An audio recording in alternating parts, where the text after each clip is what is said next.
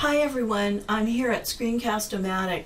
This week you're going to be doing an exciting video tour for your class. So there's a couple reasons why you might want to do this. First of all, your students love it. It's going to save them a lot of time, and you as well, because what students like about a quick and easy video tour of the class is that they know what they're looking at, they know how to find things. You can answer some questions they may have had just logging into your class and just getting familiar with Canvas in general. Another reason is students who are new to online learning, when they first get into any course management system, they really don't know what they're looking at. It's really the way it is for all of us. And I like to have a video tour for my students because it also personalizes and humanizes the class, so to speak. I hope that you have enjoyed our weekly overviews, and I think you'll enjoy this as well. This tool is free, and it can be used for not just your overviews, but it can also be used for instruction, for lecture, for demonstration purposes. So let's take a look what this easy and free program can do. So I'm here at Screencast-O-Matic. You can just type that in, Screencast-O-Matic, even without the dashes.com, and it will usually take you to this free program. The first thing you're going to want to do is you can click on Start Recording, and you will have a download that will ask you, well, it won't ask you, but it will be something you're going to have to double click on and execute, because you do want it on your desktop. It works better. One of the other things you might want to do before that is sign up, and the reason is because you will have a place to store some of your videos if you're not comfortable with using YouTube.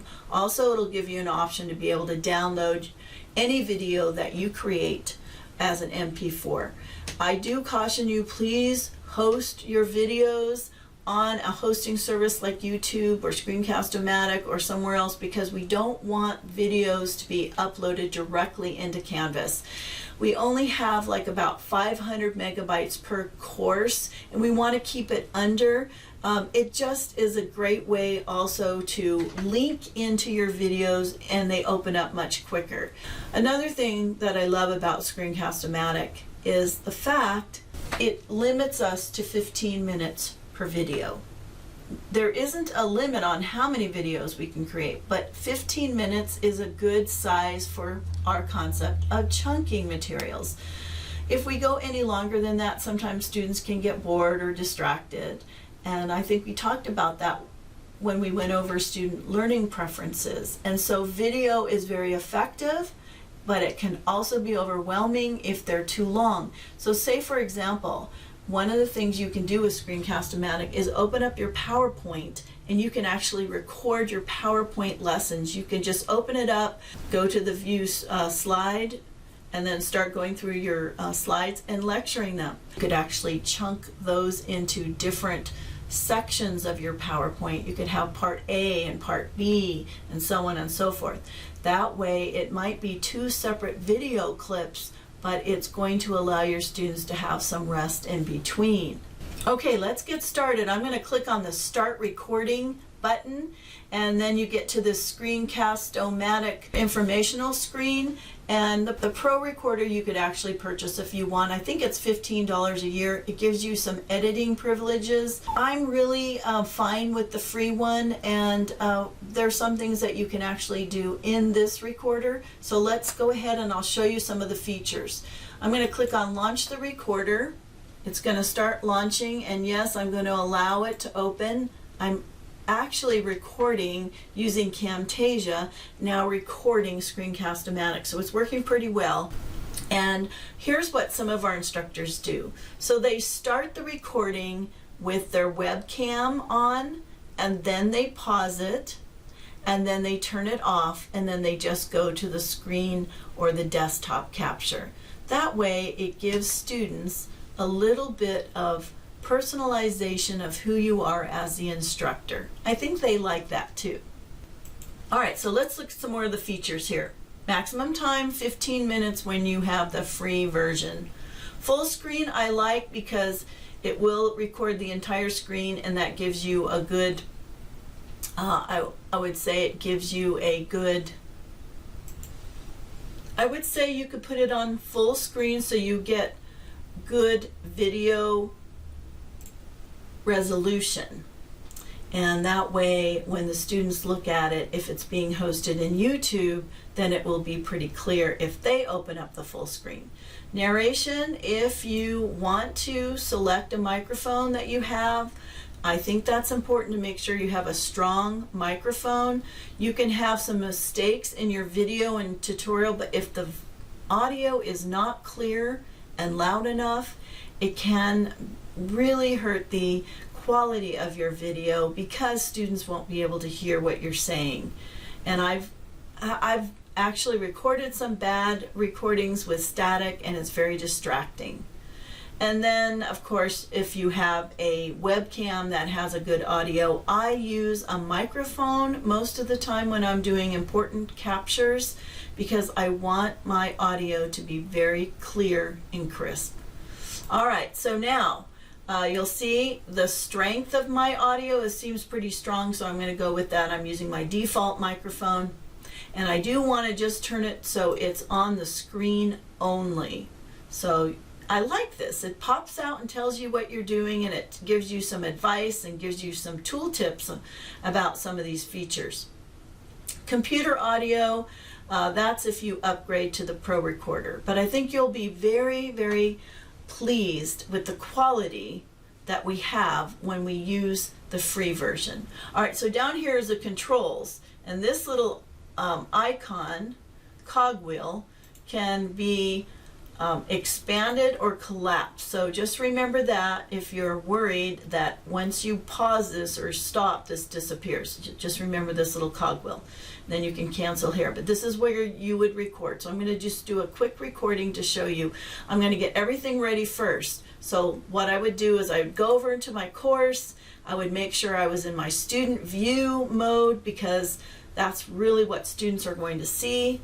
And then I would one thing I do want to show you is if I wanted to change the size of this, I could pull it in. If I'm having problems with that, and this is good to show you, then I could go over here to this full screen, and everything within the dotted lines will be recorded.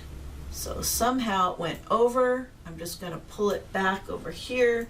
See how I'm dragging it? I can pull it up. So you can actually adjust this. Just remember though, if you adjust the dotted lines, you're going to want to also adjust the screen that you're recording or the application that you're recording. All right, again, just make sure it's covering everything that you want recorded. This is really cool because everything in here is going to be recorded. So before I start, I want to just tell you what's going to happen. Once I hit record, this will disappear. It'll count down, and then that's time for me to start talking. All right, so let's get started. I'm going to select and click on record, and then you're going to see this countdown as I mentioned, and now you can start talking about your class. And what you can do is you can even go over here to the global menu and tell the students a little bit about the global menu. You might want them to go over into their account area and update their profile, look at their notifications, some of the things that you've learned in the class. And then you're going to want to help them to navigate how your class works. You can open up a module and show them what a module might look like.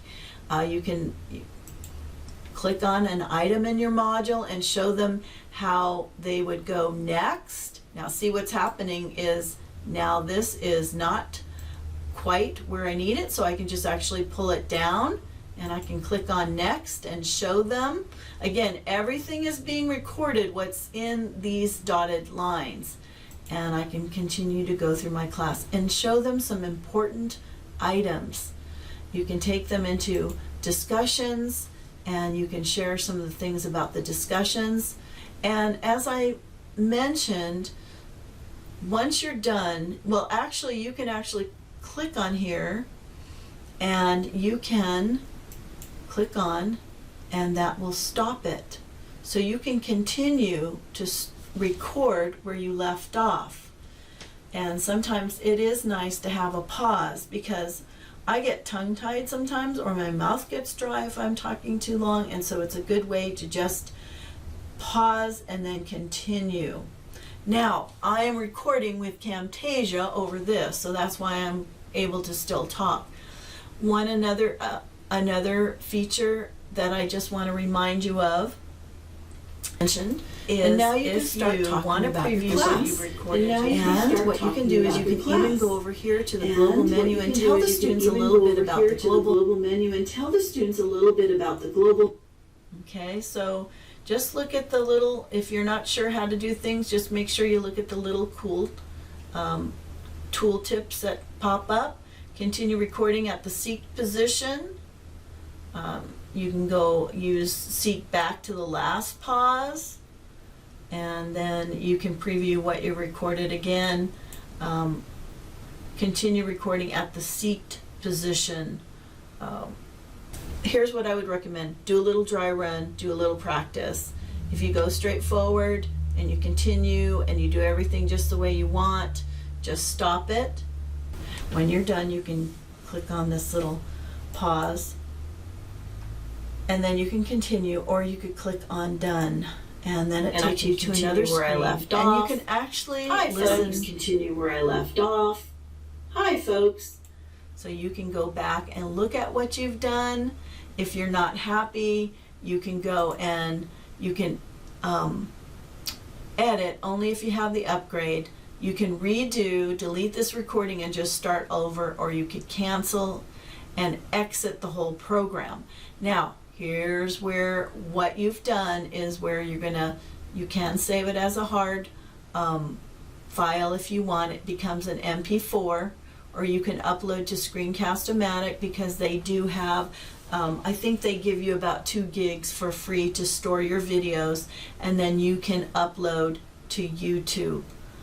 So that's what I do. I just upload, you log into YouTube through the program and you upload it, and you can go back in and make some changes in YouTube and actually edit your video there if you wanted to.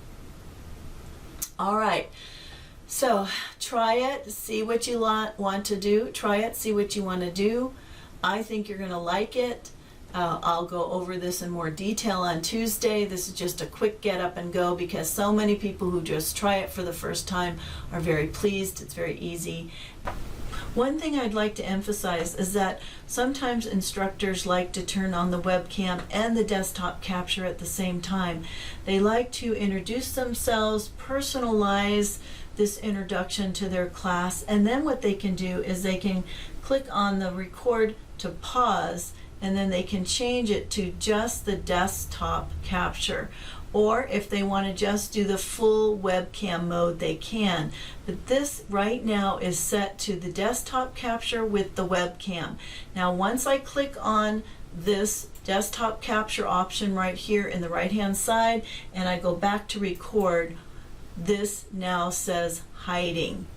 All right, so I hope that helps. This will enhance your class, and this will save you time and frustration. You can send this link out in an email blast to your students, and they will feel quite comfortable by the time they log into Canvas and start working in your class. All right, thank you.